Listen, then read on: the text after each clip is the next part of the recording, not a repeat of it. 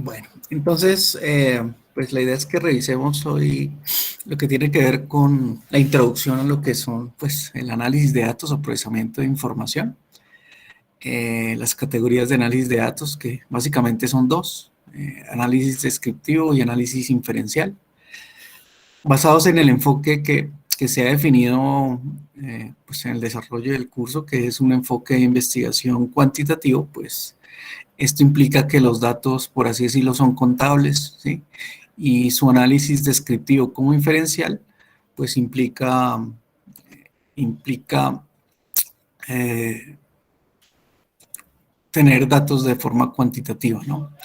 Y su análisis, pues, se basa en estadística, probabilidad y estadística, básicamente, ¿no? Entonces, en el análisis descriptivo, pues, lo que vamos a revisar es que son el análisis que se hace sobre la muestra, ¿sí? Y en este caso, lo que se analiza, o según la terminología, lo que se analiza son lo que llaman estadígrafos, ¿sí? Estadígrafos, ya revisaremos eso. Y ya cuando el análisis es inferencial, entonces digamos que ese análisis también es un análisis estadístico, pero se hace para obtener conclusiones sobre la población. Entonces, el análisis descriptivo se hace sobre la muestra, estadígrafos, y el análisis inferencial pues se hace sobre la población, o sea, ya se reproduce una conclusión sobre la población. Y aquí ya se llaman, pues se dice que se analizan los parámetros, ¿no? Entonces en el descriptivo se dicen estadígrafos, simplemente por terminología, en el inferencial los parámetros. Y bueno, vamos a ver pues que hay dos tipos de análisis de inferencial, el paramétrico y el no paramétrico. Y bueno, y yo creo que la próxima sesión de clase, que sería la próxima semana, pues hablaremos ya sobre algunos tips o algunas características de lo que son bueno, digamos la reproducción de los resultados, ¿sí? A través de un informe y obviamente también a través de un artículo o una ponencia. Pero lo que hoy vamos a revisar es cómo se hace el procesamiento, pero más que establecer así se hace, no, más bien cómo mostrar las herramientas que se utilizan para ese procesamiento de la información.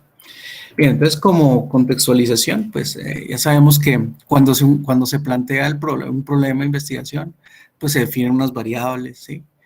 Que se van a medir, que se van a representar.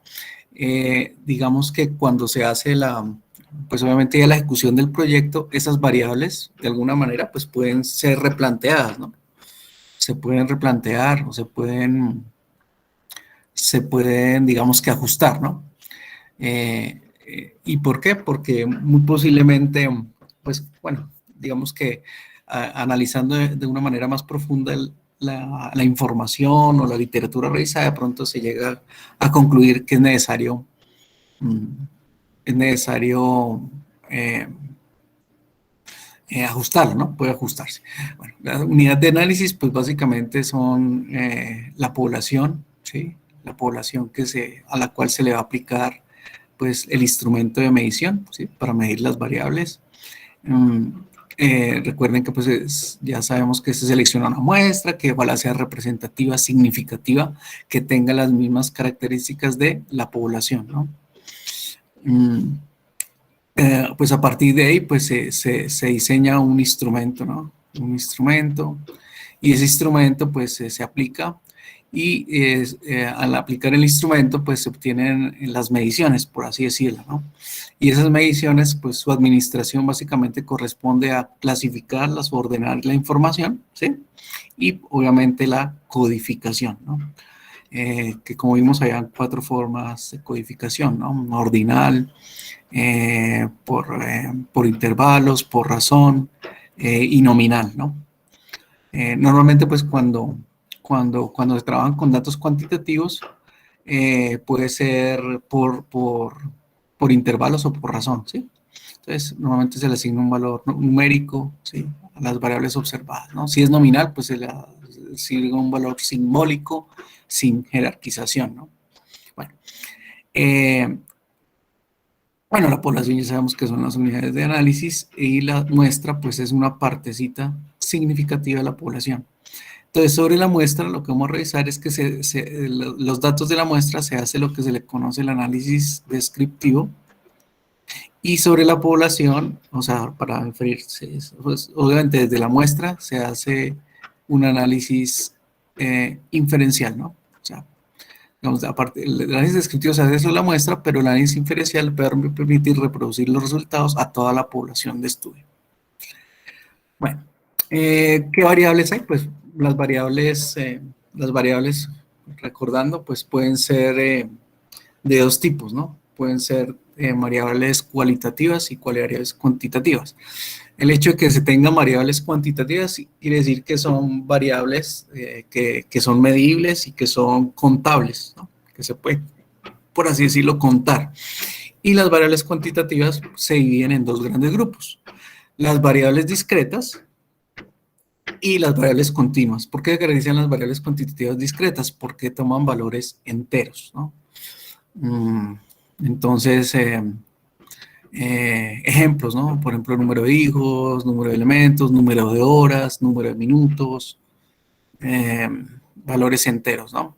Y las variables continuas son aquellas que obviamente pueden tener, pues, tienen intervalo, están definidas en un intervalo bastante amplio, infinito, ¿no? Y en ese rango de operación, por así decirlo, pueden alcanzar diferentes valores. Entonces, por ejemplo, las variables físicas, ¿no? Digamos que la temperatura. Entonces, una temperatura puede tener, digamos, a través de un instrumento se mide entre 0 y 30 grados centígrados, pero la lectura puede dar en valores infinitos entre 0 y 30 grados centígrados, ¿no? Entonces, mientras que las variables discretas, pues puede ser que se mide, pues, también puede ser temperatura, pero se mide en un pero aquí lo que importa es la amplitud o los valores que tenga la variable, ¿no?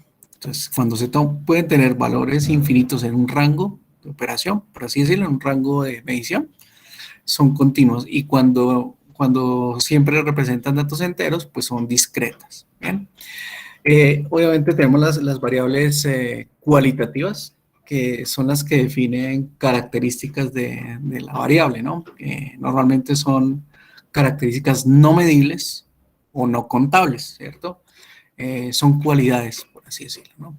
Entonces, las variables cualitativas pueden ser nominales y pueden ser ordinales. Pues digamos que nominales puede ser nominales que no tienen ningún orden, ninguna jerarquía, ningún orden, ninguna, por así decirlo, importancia preestablecida, ¿no? Digamos que todas están, digamos que en una categoría al mismo nivel, ¿sí? Sin discriminación de jerarquía u orden. En este caso, pues puede ser, bueno, el sexo, el género, el deporte, la nacionalidad, la religión, ¿sí? Son, por así decirlo, características de alguna variable que no tienen ningún orden o jerarquía. Y las ordinales, pues son aquellas que tienen orden o jerarquía, ¿sí? Como tal. Entonces ya puede ser una calificación, ¿sí? Por ejemplo, una calificación de alguna variable, por ejemplo, fuerte, débil, muy débil, normal, ¿sí? Entonces son digamos, características cualitativas, eh, pero, pero sí tienen algún tipo de jerarquía u orden, ¿no? El grado de interés de un tema, entonces puede ser eh, eh, amplio, medio, escaso, ¿sí? El estrato, entonces estrato alto, medio, bajo, ¿sí? Entonces son valores cualitativos, ¿sí? Son variables cualitativas y pues establecen una jerarquía o un valor eh, de orden, ¿no? Un valor de orden. Bien. Como les decía, entonces cuando se hace análisis pues, de los datos, pues obviamente anteriormente no se contaban con herramientas o plataformas de software que permitían realizar análisis sobre los datos, ¿no? Hoy en día, pues, gracias al desarrollo de la ingeniería de software, eh, pues es muy fácil acceder a herramientas de análisis de datos, ¿sí? Digamos que en nuestro entorno académico, pues es muy común utilizar las plataformas de Microsoft Office, ¿no? Por ejemplo, Excel, ¿no? Excel es una gran herramienta que facilita el análisis de datos. Y ya desde el punto de vista ya análisis estadístico más especializado, pues hay plataformas de software muy utilizadas, por ejemplo, el Minitab, por ejemplo, el SPSS, que se utiliza mucho para estudios desde el punto de sociales, ¿sí? Hay otra plataforma conocida como el StatsFlow Pro, el SAS, ¿sí? Y digamos que nosotros, si hablamos de ingeniería, pues también tenemos plataformas que hacen análisis estadístico, que tienen comandos o herramientas para hacer análisis estadístico. En este caso, pues, si ustedes pues, han manejado Python, entonces en Python hay una herramienta que es el Pandas, y entonces se especializa en pues, el manejo de datos y y análisis estadísticos de datos. MATLAB, por ejemplo, también tiene sus herramientas para hacer análisis estadístico, LabVIEW, ¿sí? Entonces, digamos que en ingeniería, digamos, desde el punto de vista académico está, por ejemplo, el Excel normal, ¿sí? Una muy buena herramienta, y hay otras plataformas más especializadas, y en el campo de la ingeniería, pues en nuestra disciplina se puede tener las plataformas que normalmente manipulamos, donde, por ejemplo, en instrumentación, en control, en telecomunicaciones, ¿sí? Donde se miden datos, ¿sí? En señales, entonces se pueden utilizar esas herramientas especializadas. Bueno, entonces aquí la idea es revisar en esta diapositiva es cuáles son los pasos pues para realizar el análisis de datos. Entonces el análisis de datos se puede desglosar en este número de etapas o fases, ¿no? Bien, entonces aquí ya se parte del hecho de que se tienen o sea, se ha aplicado un instrumento para medir una variable y se ha obtenido unos datos, ¿no? Se han obtenido unos datos. Entonces, pues esto es lo que sugiere Sampieri también en el texto guía que hemos tratado de llevar en el curso, porque que es como referente, ¿no? Entonces, lo que se sugiere, pues, es seleccionar un programa, una plataforma de software, ¿sí? Que nos permita realizar el análisis de datos, ¿sí? Entonces, están, pues, plataformas libres, están las plataformas académicas, bueno, lo que uno decía, lo importante es seleccionar.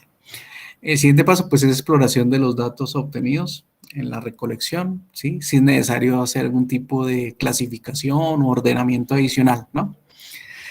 O un cambio de formato, ¿no? Puede ser que normalmente los datos hay que llevarlos a la plataforma en forma de series temporales o en forma de columnas, de filas, bueno, digamos que hacer un ajuste de la información recolectada. El siguiente paso, pues, es realizar el análisis descriptivo de los datos. Entonces, cuando hablamos, como les comentaba, el análisis descriptivo es el análisis sobre la muestra, ¿no? Y el análisis descriptivo lo que se hace son calcular lo que se llama estadígrafos. Entonces, ya vamos a ver cuáles son los estadígrafos, ¿sí? Bueno, entonces es lo que se hace, ¿no? Una vez se hace el análisis descriptivo, ¿cuál es el objetivo? Describir. No concluir, sino describir, ¿sí? Entonces, la idea es que esos datos que se analizan, nuevamente utilizando las plataformas de software, visualizarlos. Entonces, a través de algún tipo de esquema, diagrama, tabla, ¿sí? Permite visualizar los datos de una manera mucho más apropiada sobre las variables, ¿no? A partir de ahí, pues hay que hacer algún tipo de evaluación de la confiabilidad, validez y objetividad. Entonces, lo que hemos hablado correspondiente al instrumento de medida, ¿no? El instrumento de medida debe ser confiable, debe ser válido y debe ser objetivo, ¿no? Entonces, que los resultados pues sean precisos, que sean exactos y que, bueno, entre comillas, estén calibrados, que no estén sometidos a errores, por así decirlo, en la medición, ¿no? Bueno, y una vez pues se tienen ya los resultados del análisis descriptivo, entonces después se pasa a lo que es el análisis estadístico, que también se llama el análisis inferencial, ¿cierto? Pues el descriptivo también es en estadístico, sí, pero acá, digamos, se le asocia al análisis inferencial, y este análisis se hace, o sea, ya sobre la o sea, se emiten, si aquí se describen las variables, aquí se emiten conclusiones sobre la población, ¿sí? Se emiten conclusiones sobre la población. Y esas conclusiones de la población se realiza a partir de lo que se llama, pues, la medición o el análisis de parámetros, ¿sí? Entonces, cuando se hace el análisis descriptivo, se dice que son los estadígrafos. Cuando se hace el análisis inferencial, se hace el análisis sobre parámetros de las variables, ¿no? Y obviamente, pues obviamente, cuando se analizan esos resultados desde el punto de vista inferencial, pues la idea es ya preparar la información del análisis de las conclusiones para presentar los resultados. Entonces, básicamente, este análisis vamos a cuestionarnos sobre la hipótesis que se planteó en el estudio, ¿sí? Si se cumplió o no la hipótesis basados en las conclusiones que se tuvieron acerca del análisis estadístico inferencial.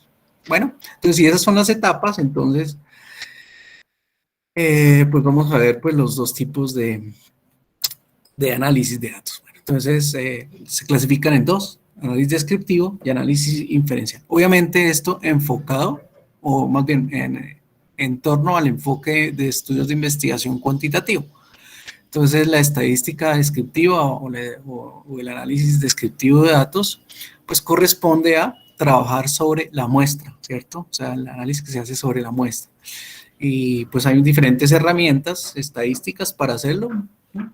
Donde se busca medir lo que les comentaba, las estadígrafos. Entonces, ¿cuáles son los estadígrafos? Pues los estadígrafos, pues, puede ser la distribución en frecuencias, un estadígrafo puede ser las medidas de tendencia central, la media, la mediana, la moda, las medidas de variabilidad, entonces el rango, la desviación estándar, la varianza, y pues su representación a través de gráficas, ¿no? Gráficas. Puede ser esas distribuciones de frecuencias pueden ser de cualquier tipo, pueden ser uniformes, pueden ser gaussianas, pueden ser Chi, de cualquier tipo, o pueden ser no paramétricas, pueden haber distribuciones que son realmente no tienen alguna forma. Pero aquí lo que se busca es, como su nombre lo indica, describir, ¿no? O sea, no concluir, sino describir, ¿sí? Y se hace sobre la muestra. Y estas herramientas se llaman estadígrafos, ¿sí? Estadígrafos. En el análisis de datos inferencial, entonces ya se parte de hacer análisis sobre parámetros, ¿sí? Y eso implica que lo que busca es concluir, o sea, verificar la hipótesis. Aquí es describir, aquí es concluir sobre la población. Si aquí se trabaja sobre la muestra, aquí es sobre la población, o sea, ya se infiere, y por eso se llama inferencial, porque los datos, pues, van a permitir de alguna manera establecer una inferencia, una conclusión a partir de la muestra, pero para la población. Y hay diferentes métodos de análisis estadístico inferencial. Normalmente en ingeniería, en algunos programas de ingeniería se ven dos estadísticas, una que es la estadística descriptiva, que es la probabilidad estadística, bueno, que normalmente ustedes ya vieron. Y no sé, pues creo que pues la inferencial es como una estadística más avanzada que, bueno, no sé si por ejemplo, en su curso de probabilidad estadística alcanzaron a revisarla, ¿no? Entonces, la estadística descriptiva es todo un curso y la estadística inferencial es todo un curso. Entonces, por eso yo les comentaba que aquí no me voy a poner a decirles, bueno, esto se hace de tal manera, no. Simplemente mostrar las herramientas y más o menos su significado. Entonces, la estadística inferencial, pues ya es una estadística más, por así decirlo, superior a la descriptiva, más avanzada. Y hay diferentes tipos de análisis inferencial. El paramétrico, cuando se trabaja bajo distribuciones que tienen forma normal o gaussiana, ¿sí? El no paramétrico, cuando se trabaja sobre distribuciones que ya no son gaussianas, sino que tienen, digamos, que distribuciones libres. Y bueno, y hay otro análisis mucho más avanzado que es multivariado. Entonces, cuando digamos que normalmente en análisis paramétrico, análisis no paramétrico, se pueden relacionar dos variables, ¿sí? o analizar solo una variable, ¿sí? Pero cuando se multivariado, pues ya es cuando se tienen múltiples dimensiones, entonces ya es un análisis diferencial de multidimensional, por así decirlo, y es mucho más complejo, ¿no? Bueno, entonces, pues, ¿de qué se trata la estadística, la estadística descriptiva? Entonces, como les comentaba, pues, lo clave es describir los datos, ¿sí? ¿De quién? De la muestra, ¿sí? Los datos de la muestra. Y esa descripción de los datos de la muestra, pues, se hace mediante los estadígrafos. Los estadígrafos, bueno, los estadígrafos. Entonces, la pregunta cuando se hace análisis de estadística, bueno, análisis estadístico descriptivo, pues es, ¿cómo pueden describirse esos datos? ¿Sí? Entonces, la estadística descriptiva da respuesta a esa pregunta. Y lo que busca es, mediante estadígrafos, un cálculo de estadígrafos, representar un grupo de datos, ¿no? Sin concluir. No hay que concluir, simplemente describir, ¿sí? Bueno, entonces, ¿qué estadígrafos hay o qué herramientas se utilizan? Pues está pues, la distribución en frecuencias. Entonces, la distribución en frecuencias parte de una variable, ¿cierto? Entonces, por ejemplo, aquí está la variable que se define en número de categorías o de, o de características de esa variable, ¿cierto? Entonces, a cada característica de esa variable se le asigna una puntuación o un valor, y ese valor, pues es el que se conoce, valor cuantitativo que se le asocia a cada variable, pues se le conoce como la frecuencia, ¿no? La frecuencia la frecuencia de la categoría de esa variable, ¿no? Entonces, esa categoría, pues como les decía, puede ser cuantitativa o puede ser cualitativa, ¿sí? Puede ser una variable que se desglose en forma cualitativa, en forma cuantitativa. Y aquí es el número de veces o la frecuencia con la cual se puntúa esa categoría, esa variable. Entonces, ese conjunto de puntuaciones, pues, se puede acumular a través de la frecuencia acumulada. Normalmente aquí las frecuencias, las puntuaciones, pues aquí se suman todas, ¿cierto? Y esas puntuaciones, pues, indican el tamaño de la población, ¿no? Y si cada frecuencia independiente se divide sobre el tamaño de pues el resultado total de los resultados, ¿cierto? Pues se van teniendo perdón, aquí están las frecuencias relativas, ¿sí? Y aquí si se van sumando las acumuladas, las absolutas, por así, estas son las frecuencias absolutas, estas son las acumuladas, si aquí se suman las absolutas, ¿cierto? Pues nos va a dar los resultados de lo que es la distribución acumulada, por así decirlo. Aquí está, digamos que las relativas en forma de porcentajes relativa de la absoluta y pues relativa de las puntuaciones absolutas y relativa de las puntuaciones y relativa acumulada, que suma los porcentajes de las relativas, ¿no? Entonces aquí el total pues llega a 100%, ¿no? Esto llega a 100%. Entonces esas son las frecuencias, tablas de frecuencias que ustedes han revisado en estadística, ¿no? Bueno, aquí se tiene ya un ejemplo mucho más claro. Entonces, aquí se tiene una variable de interés que se ha categorizado en forma ordinal, ¿sí? Son 6 categorías, ¿sí? Y aquí está la frecuencia absoluta asociada, o la puntuación asociada a cada categoría, ¿no? Entonces, acá, digamos que la categoría 1, 2 individuos, o digamos que la definieron, ¿no? En la categoría 6, pues aquí una, ¿no? Aquí se puede obtener ya, digamos que la distribución de esta función. Entonces, digamos, desde el punto de vista discreto, en bloques, digamos que acá nos da 2, en la categoría, digamos, la categoría 1, la categoría 2, la categoría 3, 4, 5, 6. En la categoría 2, digamos que llegó a 4, en la categoría 3 bajó a 1, en la categoría 4 subió por ahí a 3, en la categoría 5 subió a 2, ¿sí? Bueno, aquí es 2, y en la categoría 6 bajó a 1, ¿no? Entonces aquí, por ejemplo, se tiene esta sería la distribución, ¿no? La distribución de de las frecuencias absolutas. Y bueno, y por ejemplo, eso es una distribución libre, ¿no? ¿Sí?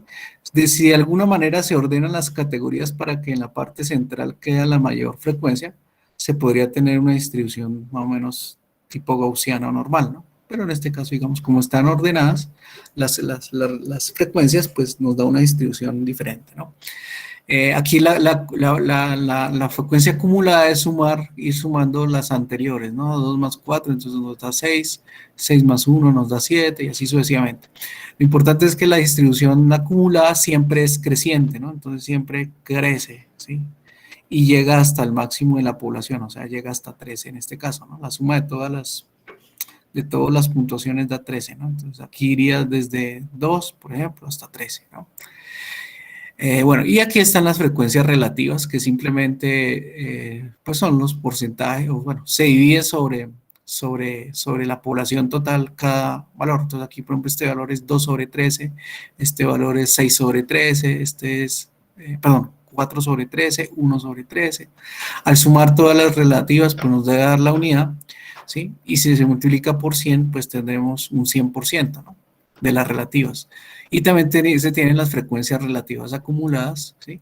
Que obviamente se suma la relativa 1 con la 2 y se tiene esta, ¿no?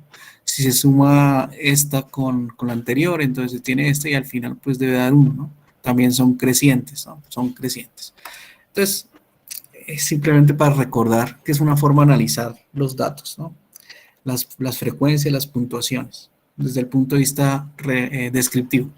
Digamos que utilizando la plataforma de Microsoft Excel, pues está la función frecuencia o frequency en inglés, si el Excel está en inglés. Y en MATLAB, pues está un comando que se llama tabulate, donde X pues es la cantidad de datos, ¿sí? Y de una vez organiza la distribución en frecuencias rápidamente, ¿no? Entonces, pues son herramientas que, como les decía, pues uno las puede utilizar ya sobre la plataforma de software que uno elija, ¿sí? Bien, otra forma de representar pues los datos a partir de la tabla de frecuencias, pues son unas gráficas como son los histogramas, ¿cierto? Entonces, es una forma de hacer análisis descriptivo, los diagramas de pastel y están los histogramas, diagramas de pastel y los diagramas de barra, ¿no? Entonces son formas, digamos, que permiten describir esas frecuencias, si se quieren porcentajes, si se quieren frecuencias absolutas e inclusive si se quieren frecuencias acumuladas, ¿no? Entonces son gráficos que ayudan a describir, ¿no? Entonces aquí normalmente cuando se analizan los resultados, entonces se colocan las gráficas y se describe. No se concluye, sino se describe. Y también está, pues bueno, este es otro ejemplo de tabla de frecuencias absolutas y los que se llaman polígonos de frecuencias, ¿no? Entonces los polígonos de frecuencias representan curvas, ¿sí? Para describir los datos, donde se concentra la información, ¿no? Entonces, el ejemplo de polígono de frecuencias también, ahí básicamente es parecido al diagrama de barras, pero en este caso, como son líneas, nos muestra más o menos ya la distribución de una variable, ¿no? Desde el punto de vista estadístico, ¿no? Bueno, bien. Otros estadígrafos, además de las tablas de frecuencias, pues son las medidas de tendencia central, ¿sí? Entonces, eh, las medidas de tendencia central son momentos estadísticos que pueden ser de primero, segundo o orden n, ¿no? Entonces, las medidas de tendencia central de primer orden, por así decirlo, más comunes, son, bueno, más bien, las de tendencia central son de primer orden, ¿no? Las de dispersión pueden ser de otro orden, ¿no? Pero las de tendencia central son siempre de primer orden. ¿Cuáles son las medidas de tendencia central? Aquellas que definen valores medios o centrales de la variable. ¿Cuáles son? Pues muy conocidas, la moda, la mediana y la media aritmética, ¿no? El nivel de medición de estas variables pues determina la medida central para interpretarla, ¿no? Entonces, la moda, entonces el valor que más se repite. La mediana, entonces el valor central. Y la media aritmética, pues es el promedio, ¿cierto? Entonces, pues eso recordando lo que es la estadística que se ve, por ejemplo, en sus cursos, ¿no? ¿La mediana qué es? Pues la mediana es el valor medio o el valor que separa la mitad de los datos, ¿no? Entonces, la idea es que los datos se organicen o se ordenen, ¿cierto? Entonces, en este caso, independientemente de la distribución, se ordenan de menor a mayor, la frecuencia, ¿no? Entonces, la menor frecuencia en este ejemplo, pues es digamos, el valor 24 y la mayor frecuencia es 57, ¿no? Digamos que el tamaño total de estos datos son 9, ¿no? Entonces, la mediana, ¿cuál es? Pues el valor que está en la mitad, 38. 38. El valor de la mediana es el que está en la mitad, ¿no? Entonces, ese valor separa los datos que hay a la izquierda y hacia la derecha de la distribución. O sea, la que divide en la mitad la distribución, los que están por encima y los que están por debajo. Es la posición intermedia de la información. Bueno, en Excel, pues se puede utilizar el comando median en inglés, si está en Excel, o mediana. Y en inglés, pues también está el comando median. Entonces se pueden tener X datos, una gran cantidad de datos, y el comando median permite establecer cuál es el valor intermedio que separa el 50% de los datos hacia arriba y hacia abajo. Bien, también se tiene la moda, que es la medida de tendencia central que define cuál es la que tiene más frecuencia, o sea, la que más se repite, la que ocurre con más frecuencia, la que más se repite en una medición, ¿no? Entonces, de igual manera, pues si se organizan los datos de forma descendente ascendente, los mismos datos del ejemplo anterior, entonces la frecuencia que más se repite en este caso es 35, entonces esa es la mediana. Digo, acá está mal, está la moda. Voy a corregir acá esto una vez. Esa es la moda. Esta es la moda, ¿sí? El valor que más se repite. La moda, entonces, en la que tiene más frecuencia en una medición de datos, pues una distribución. En Excel, pues se utiliza en la función moda. En inglés, pues mode. Y en MATLAB, pues también está el comando mode, ¿no? Entonces, fácilmente con software se puede calcular esa medida de tendencia central. Y la medida de tendencia central más utilizada, la más común, ¿sí? Utilizada. ¿Por qué? Porque es la que se utiliza para establecer la variabilidad de las medidas. La más utilizada realmente es la media, promedio aritmético o media aritmética, ¿sí? Es la más utilizada. ¿Por qué? Porque permite establecer más adelante pues la variabilidad, está relacionada con la variabilidad, ¿sí? o la dispersión, ¿sí? La medida se utiliza en las medidas de dispersión, ¿no? Entonces, si se calcula la media, podemos hacer análisis de dispersión. Entonces, la media aritmética pues, se caracteriza por el valor promedio. ¿Y cómo se calcula? Entonces, la media aritmética se denota como, bueno, X barra o en la literatura se conoce como mu, ¿no? Mu, la media. Entonces, ¿qué significa? Pues se suman todas las frecuencias de una variable, ¿sí? Todas las frecuencias, y se dividen sobre el tamaño total, ¿no? Entonces, de las categorías, ¿no? Entonces aquí se tienen los datos 24, 31, 35, 35, todas se suman, 24 más 31, ¿sí? Serían las X u Y, ¿sí? Desde X1, por ejemplo, hasta X9, se suman y se dividen sobre las 9 categorías, ¿sí? O sea, sobre las 9, 2, 3, 4, 5, 6, 7, 8, 9, ¿no? Entonces, al sumar esto y dividirlo sobre 9, pues nos da el valor de la media, ¿no? Ese es el valor promedio de los datos, 39. El valor promedio de las frecuencias de los datos, 39,77. En Microsoft pues se utiliza el comando promedio en Excel, y en MATLAB el comando min, la media, ¿no? Media aritmética. La más utilizada, por así decirlo, útil, ¿no? Por así decirlo, es una de las más útiles.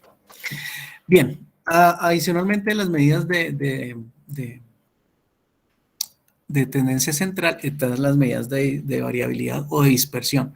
Las medidas de dispersión de los datos, entonces responden a una pregunta que es: ¿dónde están los valores, dónde están concentradas, por así decirlo, las puntuaciones de las respuestas de la medición? ¿Sí?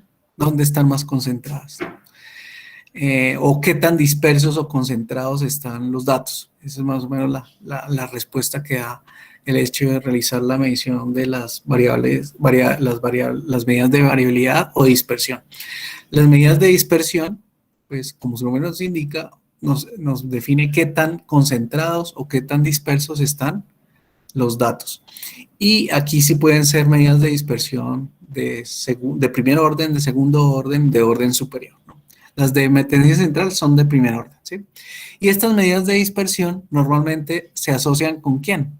Con la media, ¿sí? Por eso se dice que la media es una de las más utilizadas, porque la media permite, o sea, estas mediciones de dispersión se hacen con respecto a la media, ¿sí? La variabilidad se mide con respecto a la media. Bien, entonces, ¿cuáles son las medidas de variabilidad más utilizadas? Pues el rango, la desviación estándar, la varianza, y hay otras de orden superior como la simetría, la kurtosis, ¿sí? Bueno, el rango pues es la medida de dispersión más sencilla, ¿no? Que es la diferencia entre el valor de frecuencia máximo menos el valor de frecuencia absoluta mínimo. Y bueno, y esa diferencia pues indica que a mayor rango pues hay más variabilidad, más dispersión, ¿no? Entonces en el ejemplo que se ha estado trabajando pues en la presentación, si se tiene el valor de frecuencia mínimo y el valor de frecuencia máximo, se restan en forma aritmética y se tiene el rango o recorrido. Y esta puntuación o este score de rango nos indica qué tan dispersa está la distribución o los datos, ¿no?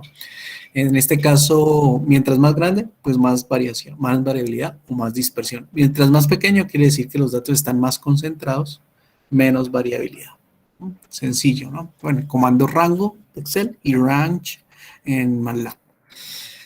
Bien, otra medida muy utilizada, que es la desviación estándar. Esta es una medida de dispersión de primer orden, momento estadístico de primer orden. Entonces, obviamente, ¿qué mide la desviación estándar? La desviación estándar se puede decir que es el promedio de la desviación de las puntuaciones con respecto a la media, ¿sí? El promedio de las puntuaciones, el promedio de la desviación de las puntuaciones con respecto a la media. Entonces, ¿cómo se calcula la desviación estándar? Primero se hace la sumatoria de cada una de las frecuencias absolutas menos su media, ¿sí? Se eleva al cuadrado y se divide sobre el número de categorías, y después se le calcula la raíz, ¿no? Entonces, bueno, aquí observamos que efectivamente depende de la media, ¿no?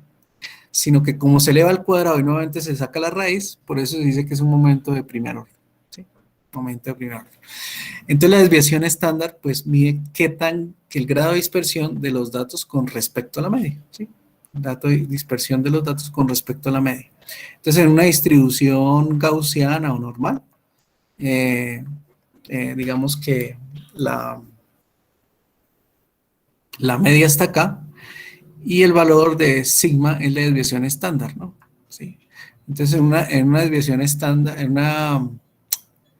en una distribución normal, el valor de sigma indica cuál es el nivel de dispersión de la variable con respecto al valor central, que es la media. Obviamente, si este valor es más pequeño, quiere decir que los datos están más concentrados. Si este valor es más grande, quiere decir que los datos están más dispersos, ¿no? En definitiva, en una distribución normal, una distancia de un sigma o más o menos sigma, el total de la información que hay acá es del 68.2%, ¿no? Entonces, obviamente, mientras más grande sea sigma, pues quiere decir que es más aplanada la distribución gaussiana, por así decirlo, y hay más variabilidad, ¿no? A mayor desviación estándar, más dispersión, más variabilidad. ¿No? Pues lo ideal es que ojalá las variables, las respuestas pues tengan una desviación estándar eh, lo más, lo más concentrado posible, o sea, pequeñito, ¿no? ¿Cómo se calcula? Pues bueno, la desviación estándar, por ejemplo, los datos que se han trabajado, pues es de 10.08, ¿no? De estos datos, ¿no? Calculando, pues sumando cada muestra, restándose la media, que nos ha dado 39, algo, ¿cierto?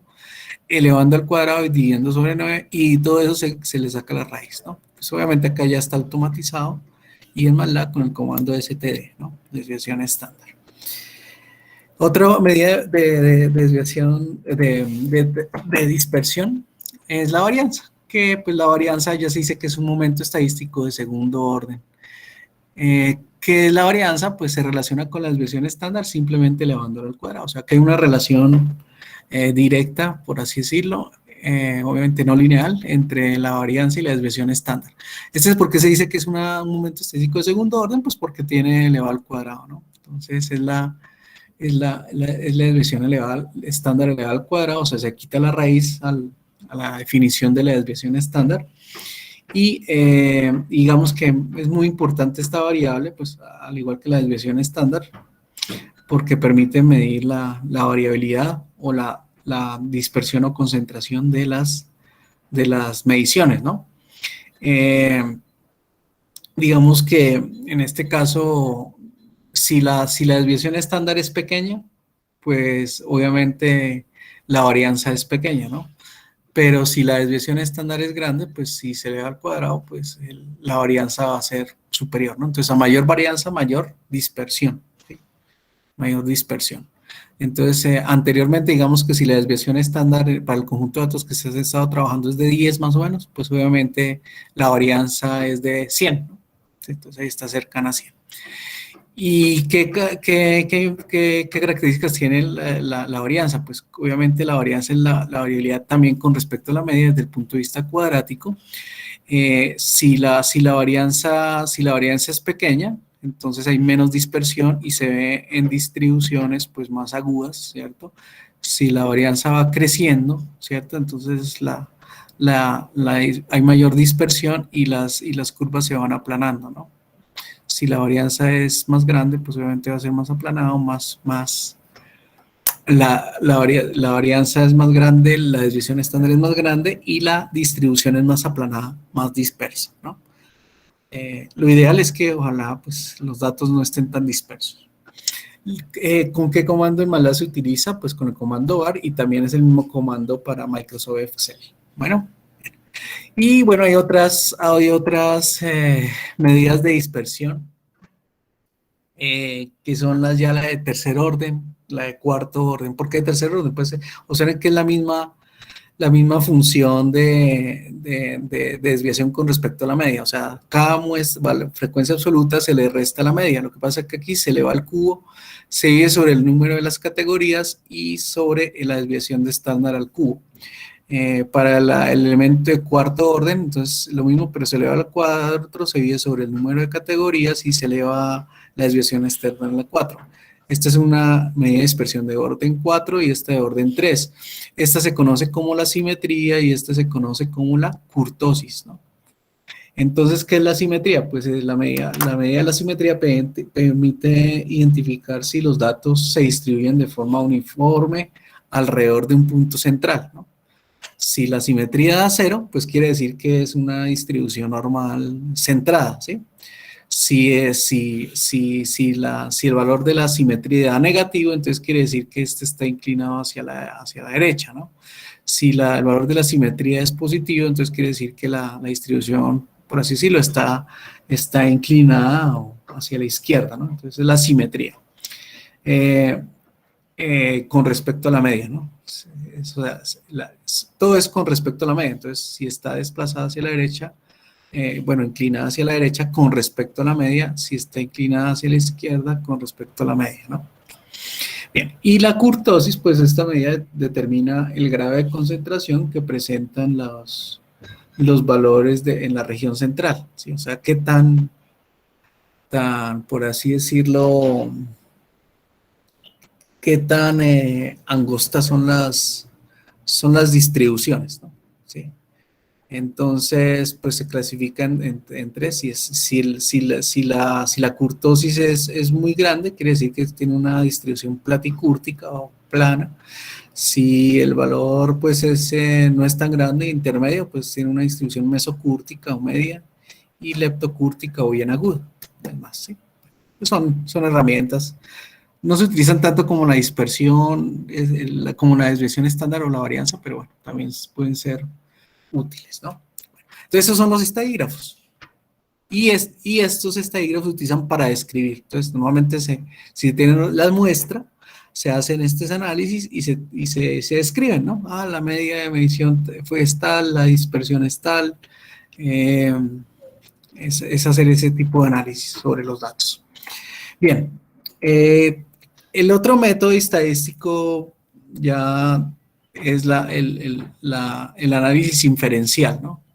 Entonces, bueno, en esta gráfica, pues aquí se explica más o menos lo que ya les he estado dando, ¿no? Bueno, hay una población, se selecciona, esa población tiene un tamaño n, se selecciona una muestra que es representativa de la población, o sea, tiene las mismas características de la población, se aplica un instrumento, se recolectan, administran, codifican los datos, ¿cierto? De la variable que se mide, y a partir de ahí se hace el análisis descriptivo. Entonces, el análisis descriptivo, ¿sí? Son los estadígrafos que permiten interpretar, describir el comportamiento de la muestra, ¿sí? Pero entonces aquí el inferencial, pues ya muy posiblemente ya permite relacionar todas las variables. O sea, aquí digamos que se hace el análisis descriptivo, digamos que por cada variable, ¿cierto? Aquí pueden haber n variables, ¿no? Entonces, independientemente por cada variable se puede establecer las características de la muestra. Pero si aquí la variable A con la variable B se empieza a analizar desde el punto de vista estadístico, entonces ya se tiene la inferencia, ¿no? Y esas relaciones que hay entre las diferentes variables que se midieron, ¿sí? Pues nos va a permitir establecer conclusiones sobre la población total, ¿no? Y como les decía, pues aquí cuando se hace los resultados del análisis descriptivo, se analizan los estadígrafos. Y aquí cuando se hace el análisis sobre digamos, la relación entre las variables para definir conclusiones sobre la población, se dice que se trabaja sobre los parámetros, ¿no? Parámetros. Entre los parámetros, aquí en la inferencial, y estadígrafos para la descriptiva. Entonces, las estadísticas de la muestra son los estadígrafos. Y las estadísticas de la población, pues son los parámetros, ¿cierto? Los parámetros. Bueno. Entonces, el proceso de inferencia, ¿qué es? ¿Qué se hace? Pues obviamente, ya lo revisamos, pues se hace la recolección de los datos sobre la muestra, se hace el cálculo de los estadígrafos, o sea, implícitamente, pues implica realizar el análisis descriptivo. Una vez se tiene el análisis descriptivo, entonces, ¿qué se hace? Pues el análisis inferencial, y una vez se tiene los resultados del análisis descriptivo permite alimentar el análisis inferencial, estadístico inferencial, que se trabaja sobre parámetros, y a partir de ahí se definen conclusiones que se hacen extensivos a toda la población, ¿sí? Se hacen extensivos a toda la población. Entonces, básicamente, digamos que la estadística o el análisis descriptivo permite ver las características de la muestra, ¿no? Y el análisis inferencial pues permite inferir o estimar conclusiones o básicamente probar las hipótesis que se tenían sobre el estudio o sobre la población.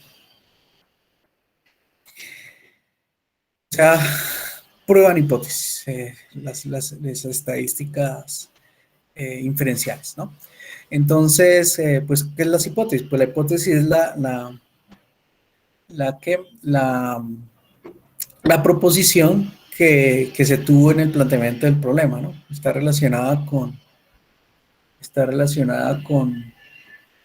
con aquella idea que se busca verificar si se cumple o no, ¿no?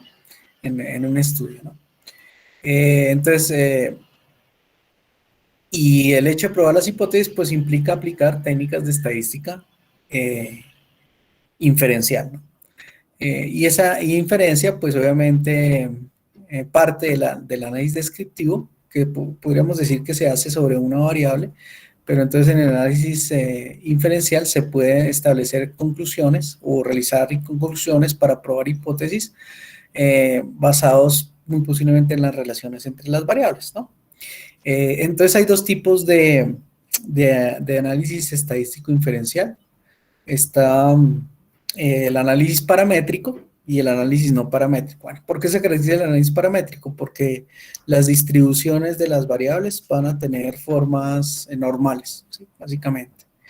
Y no paramétricos, pues cuando esas distribuciones son libres, o sea, no tienen una distribución normal. Entonces, ¿por qué se caracterizan las técnicas de estadística inferencial para análisis paramétrico? Entonces, las características es que la distribución de la población, de la variable, por así decirlo, dependiente, tiene una forma normal o gaussiana. El nivel de medición de las variables por intervalos o razón, pues eso ya como lo hemos comentado en la clase pasada, pues quiere decir que bueno, se basa en un enfoque cuantitativo, ¿cierto?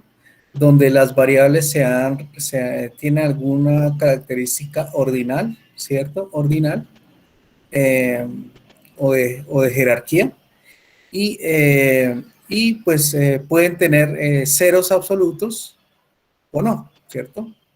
Por intervalos, pues porque tiene cero absoluto, y por razón, pues porque no tiene cero absoluto, ¿no? Y son valores siempre, o sea, se tiene un cero absoluto definido, ¿no? Y otra característica del análisis paramétrico es que pues, se relacionan dos o más poblaciones, ¿sí? O sea, eh, para compararlas, ¿no? Para compararlas. Bueno. ¿Qué herramientas de análisis paramétrico hay? Pues, pues el más conocido, que es el factor de correlación, ¿sí? La correlación. Es uno de los métodos pues, más utilizados, más sencillo. No sé, pues, si ustedes en estadística, en probabilidad, alcanzaron a revisar pues, estos métodos. Pues, simplemente acá los vamos a nombrar muy superficialmente. Pues la correlación, el factor de correlación, pues para paramétrico se conoce como correlación de Pearson. Hay otros métodos que es el de la regresión lineal, que pues, permite establecer mediante una recta, una función lineal, más o menos estimar más o menos el comportamiento de una distribución o de una nube de puntos, ¿no? Que relacionan dos poblaciones, por así decirlo. Está la prueba T o T-Student, que pues también permite contrastar, más bien es contrastar dos poblaciones con respecto a sus valores estadísticos. Bueno, la prueba de contraste de la diferencia de proporciones, pues también es contrastar o comparar dos poblaciones. Y hay otras que son análisis ya más avanzados, que es el análisis de la varianza ANOVA y de la covarianza ANCOVA, ¿no? Entonces ya se enfocan hacia revisar las relaciones que hay entre poblaciones desde el punto de vista de la varianza y desde el punto de vista de la covarianza. Pues el método de correlación, pues es el factor de correlación, es el que más conocido se tiene, ¿no? Entonces, ¿qué se tiene? Pues se tienen dos poblaciones de las cuales se hacen mediciones, ¿sí? Se hacen mediciones y esas mediciones o puntuaciones se relacionan en un eje XY, ¿sí? Entonces, lo que se observa ahí es en la correlación, la relación entre dos variables medidas por intervalos o de razón, cualquiera de los dos niveles de medición. Y obviamente pues se observa lo que se obtiene como resultado es una nube de puntos, y esa nube de puntos nos indica la dependencia lineal de una variable o de una población con respecto a otra, ¿sí? Entonces, por ejemplo, una variable puede ser el peso y otra puede ser la estatura, ¿no? Entonces, si una variable es peso y la otra es estatura, pues muy posiblemente se puede decir que hay una correlación positiva y muy posiblemente puede ser una correlación fuerte, ¿no? O sea, que una persona que es más grande o más alta, por así decirlo, muy posiblemente tiene más masa muscular, muy posiblemente tenga más peso, ¿no? ¿Sí? Normalmente una persona que mide unos 50 bajo condiciones normales, por así decirlo, pues digamos que en forma ideal debería pesar 50 kilos, ¿sí? Por ejemplo. Mientras que una persona que mide unos 70, pues ya normalmente debería pesar 70 kilos, ¿no? Entonces, digamos que hay una correlación, o sea, hay una dependencia lineal de una variable con respecto a otra, o de una población con respecto a otra población. Y también hay correlaciones, pues, que son, que definen ya independencia, ¿no? Independencia. O sea, que no hay relación, ¿sí? Entonces, cuando el valor de la correlación da aproximadamente 0, pues quiere decir que no hay correlación, no hay relación, no hay relación. Y obviamente cuando es negativa, entonces quiere decir que una variable con respecto a la otra es inversamente proporcional, ¿no? Entonces, eh, esas son las relaciones inversamente proporcionales. Cuando una variable crece, la otra disminuye, ¿no? Entonces, obviamente cuando se hace el planteamiento del problema, pues se busca establecer, bueno, sí, dependen de las variables que se definen, ¿no?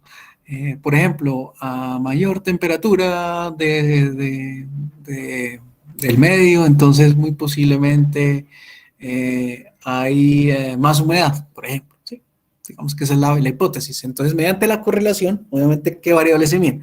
Pues se mide la temperatura, se mide la humedad y se correlacionan y se establecen qué nivel de correlación tiene, ¿no? Entonces, cuando se hace la correlación, pues hay básicamente 3 parámetros que definen la correlación. Obviamente, la magnitud, ¿sí? El signo y se puede hablar de otro parámetro que es la significancia, ¿no? Bueno, la significancia, si es significativa la correlación, bueno. Entonces, pues básicamente la correlación permite establecer la relación dependencia lineal que hay entre una y otra, ¿no? Digamos que en este ejemplo, en el caso que tenemos acá a mano izquierda, pues aquí se puede decir que la magnitud es pequeña, entonces se dice que la correlación es débil, o sea, están poco correlacionadas. Si es positivo, quiere decir que la pendiente de la nube, o sea, es como si todos los puntos que tenemos acá se proyectaran acá, en una recta, ¿no? Entonces, esa recta pues nos indica como la pendiente es pequeña, pues quiere decir y es positiva, entonces quiere decir que puede haber una relación directamente proporcional entre una variable y la otra, pero en forma débil, ¿no? Aquí ya la magnitud es mayor, ¿no? Entonces, si la magnitud es mayor, quiere decir que los datos están más concentrados, están menos dispersos y se proyectan acá en la recta, ¿cierto? Se proyectan acá, pues da una recta pendiente positiva, entonces hay una correlación positiva. Entonces quiere decir que una variable X, si una crece, la otra se incrementa también. Si una disminuye, la otra disminuye, ¿no? Y el hecho de que sea más grande, pues quiere decir que hay una correlación, una relación fuerte entre las dos variables. Si aquí se tiene un valor negativo, entonces ya quiere decir que la pendiente es negativa, ¿sí? Y si el valor es pequeño, o sea, bueno, acá sería medio, ¿no? Digamos que normalmente los factores de la correlación se normaliza entre -1, 0, 1, ¿sí? Se normaliza para que, si es -1, pues es inversamente proporcional muy, muy, muy fuerte, ¿sí? O sea, ideal. Si se tiene un valor de 1, como es el que se tiene a mano derecha, pues quiere decir que todos los puntos están correlacionados. O sea, hay una relación directamente proporcional entre las dos variables muy, muy fuerte. lineal exacta, perfecta, ¿sí? Y mientras los valores se acercan a cero, bien sean negativos o positivos, pues quiere decir que va siendo débil la relación. Si ya es cero, pues quiere decir que son variables que son incorreladas, o sea, no hay ninguna relación entre las dos variables que se están comparando, ¿no? Bueno, entonces aquí pues simplemente para, para, para digamos que fortalecer lo que les dije anteriormente, ¿no? Entonces el signo, si es positivo, quiere decir que la correlación es positiva, o sea, directamente proporcional. Si es negativo, entonces quiere decir que las pendientes son negativas y es una correlación de tipo inversamente proporcional, ¿no? Si una variable crece, la otra disminuye, o si una disminuye, la otra crece, ¿no? Y el peso, o sea, la magnitud que va entre 1 y -1, obviamente si está en 1, pues quiere decir que es perfecto, o sea, la proporcional directa si es positiva o la proporcionalidad inversa si es negativa. 0.75 pues quiere decir que tiene pues una correlación fuerte o considerable. 5.5 es media, ¿sí?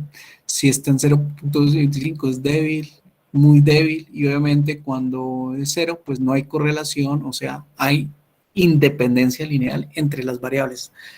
¿Sí? Hay una independencia lineal entre las variables, ¿no? Entonces, el signo es la dirección de la proporcionalidad, el valor numérico, la magnitud, es si es fuerte o no, la, la, la correlación. Y bueno, hay otro factor que faltaba acá pues denotar, que es P, que es un valor logarítmico, ¿no? No trabaja sobre una escala lineal. Entonces, si el valor está entre 0.01 y 0.05, quiere decir tiene que el nivel de confiabilidad de la correlación es, es significativo, ¿no? ¿Sí? Es decir, que la probabilidad del error en la estimación de la correlación es muy alta, ¿sí? Bueno, el error es pequeño, o sea que hay muy buena confiabilidad.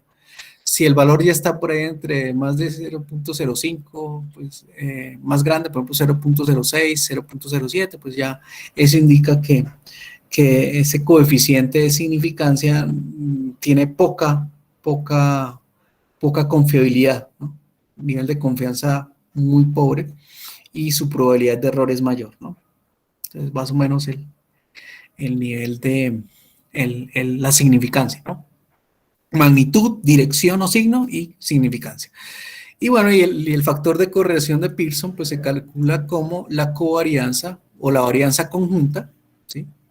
Entonces, desde el punto de vista estadístico, digamos que la varianza conjunta de la variable, de los datos de la variable X con respecto a los datos de la variable Y sobre la desviación estándar de los datos X por la desviación estándar de los datos Y. Obviamente la correlación pues se puede decir que es un momento estadístico donde relaciona dos variables, ¿no? Dos variables. Bueno, digamos que adelantándonos, bueno, pueden haber, digamos que análisis donde se tengan más de dos variables, ¿sí? Más de dos variables. Entonces ahí se utilizan herramientas estadísticas muy avanzadas, pues más avanzadas, ¿no? Cuando se tienen 10 variables. Entonces la pregunta es, bueno, ¿y cómo se correlaciona? Pues se puede hacer una correlación, pero entonces digamos que para dos variables nos da un plano de dos dimensiones, ¿sí? Si tuviéramos tres variables y las queremos correlacionar, se podría tener un diagrama en tres dimensiones, ¿sí? Pues ya uno, pues más o menos, pues si tiene un buen razonamiento espacial, pues más o menos podrías hacer una nube de puntos en tres dimensiones. Pero si se tienen 10 variables, ¿sí? Entonces, para ver la correlación de 10 variables, pues es muy abstracto, muy complejo, porque uno tendría que ver un plano de 10 dimensiones, ¿sí? Entonces, pues hay técnicas de reducción de dimensiones para la correlación que ustedes pueden consultar, que se llama el PCA o análisis de componentes principales y el método ICA, que es, desde el punto de vista estadístico, análisis de componentes independientes, ¿sí? Entonces, estos métodos lo que hacen es como simplificar mediciones de múltiples variables a dos variables para ser correlacionadas e interpretadas de una manera eficiente, ¿no? Entonces, pues se puede decir que son herramientas de análisis paramétrico multivariable, ¿no? Multivariable, ¿sí? Cuando hay muchas más variables, ¿sí? La correlación normalmente se trabaja con dos, pero si se puede hacer con tres, sí, se puede hacer uno de hacer nube de puntos o correlacionar tres variables, ¿sí? Pero entonces ya conforme el número de variables se incrementa, pues hay más complejidad, ¿no? Es más complejo, es más abstracto el entendimiento. Está la regresión lineal. Entonces la regresión lineal también se puede tener una nube de puntos entre una variable X, ¿cierto? Entre una variable X y una variable Y. Está muy relacionada con la correlación. Entonces recuerden que en la correlación pues se observa esta rectica, ¿cierto? Y cada punto se proyecta en esa recta, ¿no? ¿Sí? Obviamente si la pendiente es más grande, pues la correlación es mayor, más fuerte. Si es más pequeñita, pues es correlación más pequeñita. Pero bueno, independientemente de eso que busca la regresión lineal, pues encontrar un modelo lineal que más o menos establezca esa tendencia o estime el comportamiento de esas variables, la relación de las variables, ¿no? Entonces, pues simplemente es una ecuación de la recta más un sesgo de medición, un error de medición, ¿no? Así como hay métodos de regresión lineal, pues hay métodos de regresión cuadrática, ¿no? Entonces también pueden haber una forma cuadrática, ¿sí?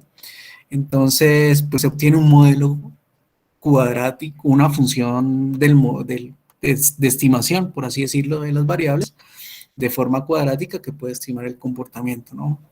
Entonces, el método de la regresión lineal es un modelo estadístico para estimar el efecto de una variable sobre otra. Está asociada al factor de correlación, ¿sí? Porque, bueno, se basa en la misma recta que se tiene ahí como de tendencia. Y obviamente, pues la idea es darle una función a esa recta de tal manera que se pueda, si se llega a cualquier dato X, pues se pueda estimar o proyectar, bueno, más o menos cuánto puede dar el valor Y estimado, ¿cierto? Basados en esa ecuación de esa recta. Aquí pues hay muchos métodos de hacer regresión lineal. Uno de los métodos más conocidos, pues es el método de mínimos cuadrados. Entonces, pues como les decía, no voy a entrar en profundidad de esto, pero si ustedes quieren profundizar, pues pueden hacer el método de mínimos cuadrados para regresión lineal y también se utiliza pues para regresión cuadrática, ¿no? Entonces, entre mayor sea la correlación, o sea, mientras la pendiente sea más fuerte, más grande, pues mayor es la capacidad de predicción, ¿no? Entonces, una recta, si una correlación es más fuerte, si una correlación es más fuerte, pues muy posiblemente la pendiente es mucho más grande y la dispersión es mucho más pequeña, ¿cierto? Y obviamente esta recta va a estimar mucho mejor los valores Y, ¿sí? Que relaciona una variable con respecto a la otra, ¿no?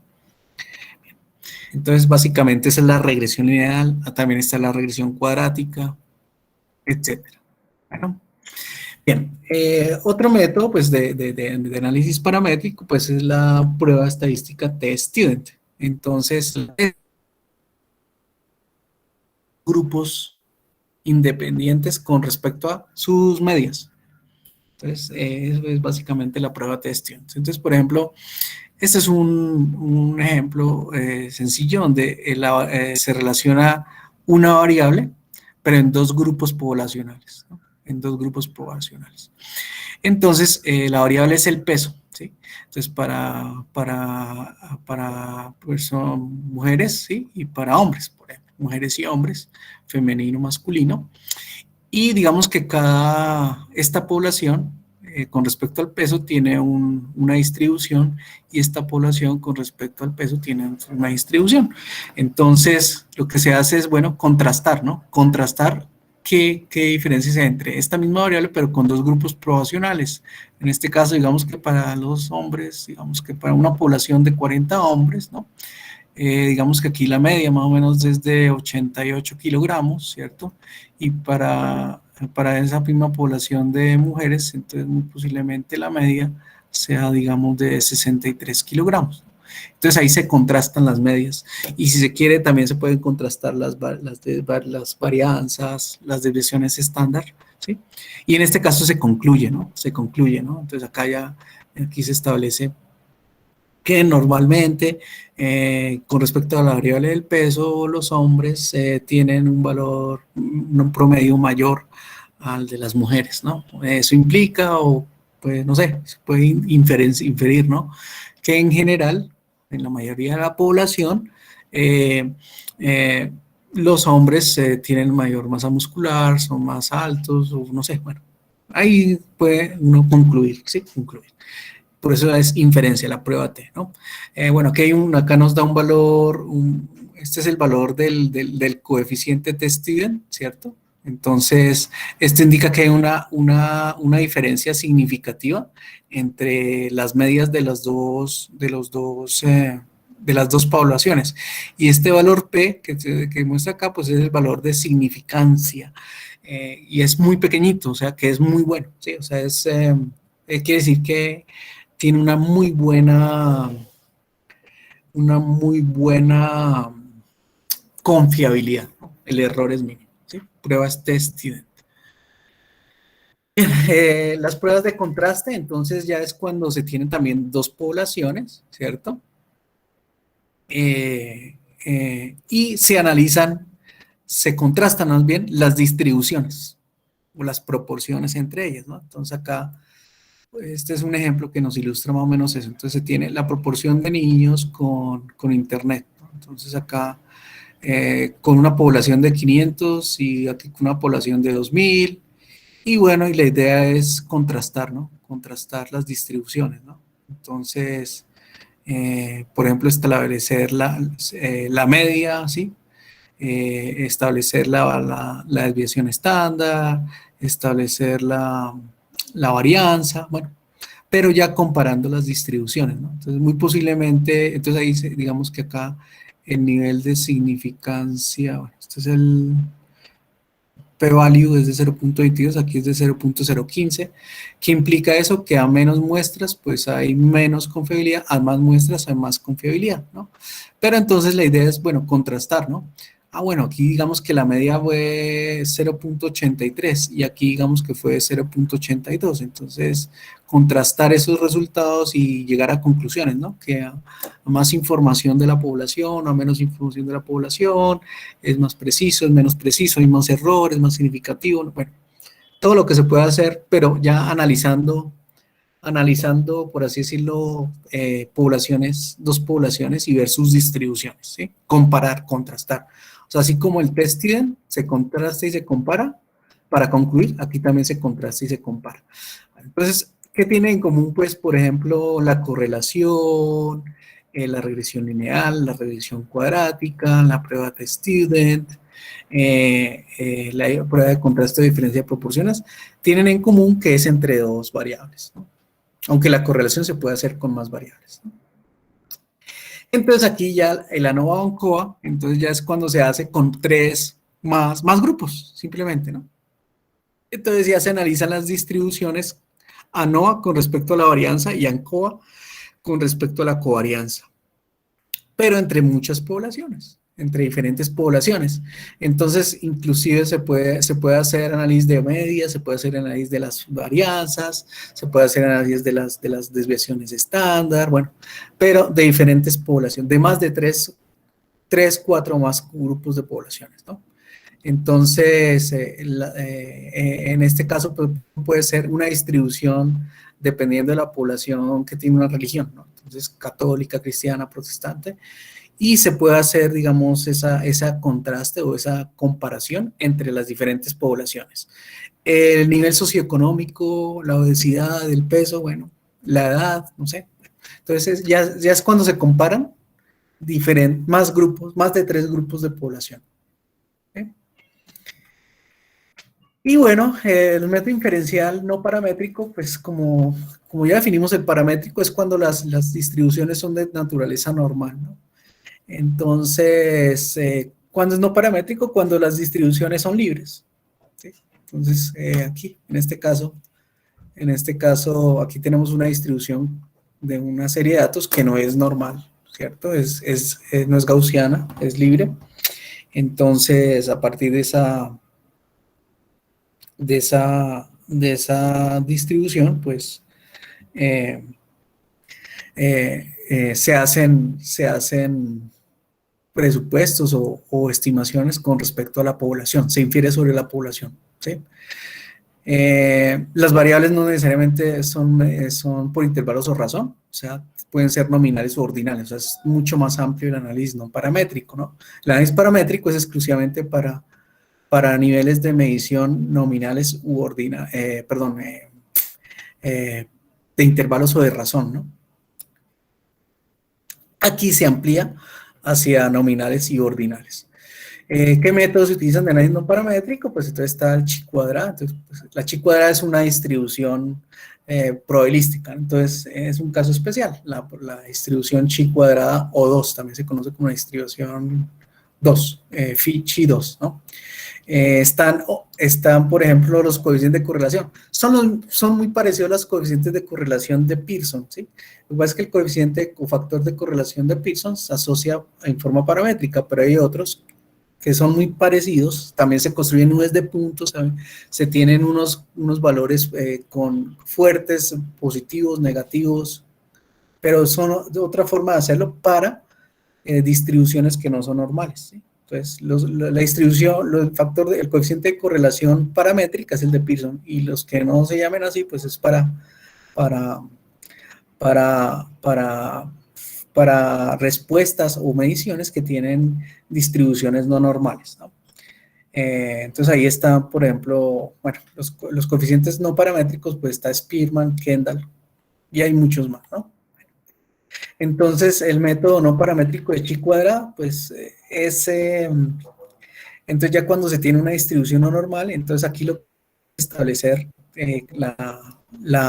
una hipótesis acerca de la relación entre dos variables, ¿sí? Y de esas dos variables, la conclusión de la hipótesis es establecer qué rango cumple con la hipótesis y qué rango no, ¿sí?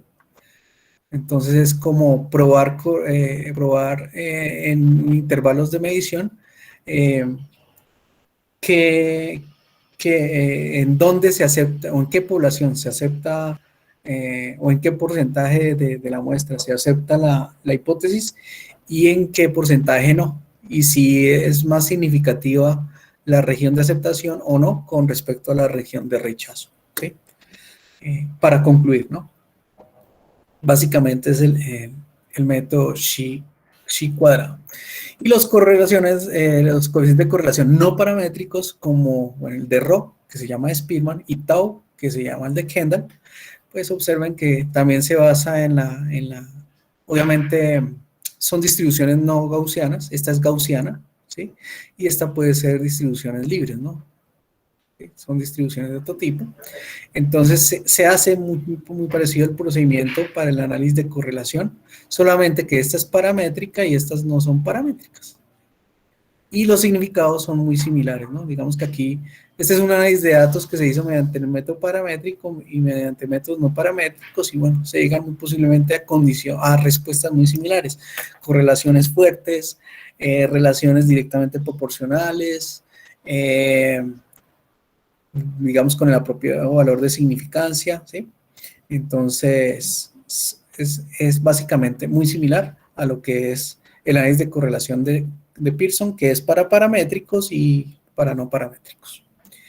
Bueno, listo muchachos, entonces pues la idea es revisar esto hasta el día de hoy, mostrarles herramientas de análisis estadístico que nos permiten soportar lo que son las investigaciones, ¿sí?